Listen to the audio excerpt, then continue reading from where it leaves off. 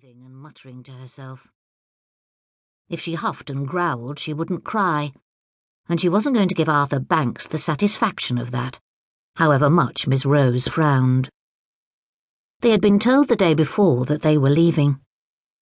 Miss Dearlove had stood up at the end of breakfast and explained that since war was expected to be declared within a few days, the Craven Home for Orphaned Children would be evacuated, somewhere safe. No one knew what evacuation meant, except that it was vaguely connected with the rows of brown boxes on the shelves in the schoolroom, which contained the gas masks. Once a week for the last few months, they had pulled the masks on and sat staring at each other, snout-nosed and goggle-eyed. After the first few tries, Arthur had figured out how to make a rude noise, a sort of farting snort around the rubber facepiece. He did it every time now, and they all laughed.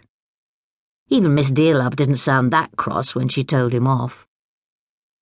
But Emmie had dreamed of those huge round eyes almost every night since. The glass lenses of the masks leaned over her, stooping down close and staring. The gas masks were supposed to help them breathe, Miss Dearlove said. But when Emmie thought of her mask, sealed away in its flimsy cardboard box, she found her breath catching in her throat. Where was this gas going to come from, anyway? No one had said. Arthur and his friend Joey said it would be dropped by planes. But all the gas that Emmie knew about came in pipes to the kitchen for the stoves. She didn't see how it could be carried in a plane.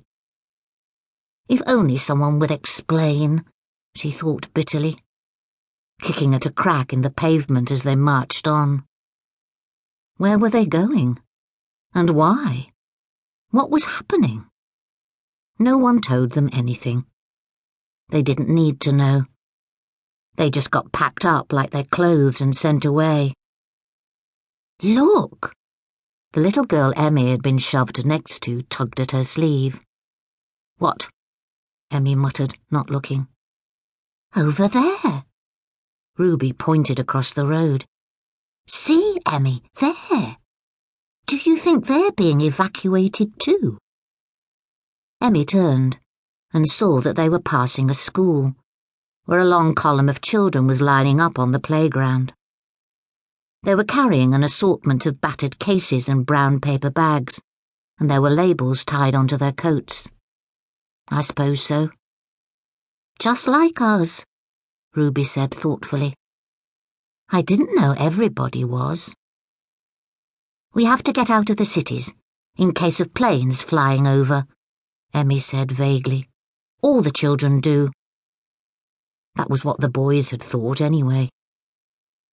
They had been lurking around the matron's sitting room, listening to the news broadcasts, so Emmie supposed it was possible they were right.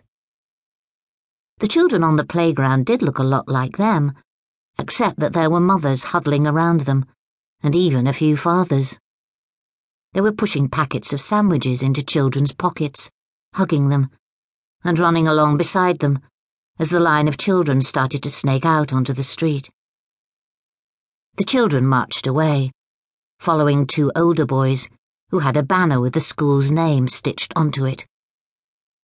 Almost like a procession, Emmie thought. Some of the schoolchildren were crying, Emmie noticed.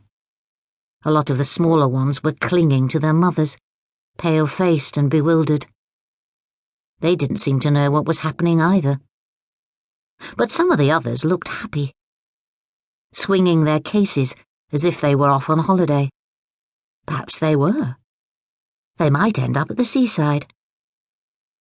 Emmie blinked thoughtfully.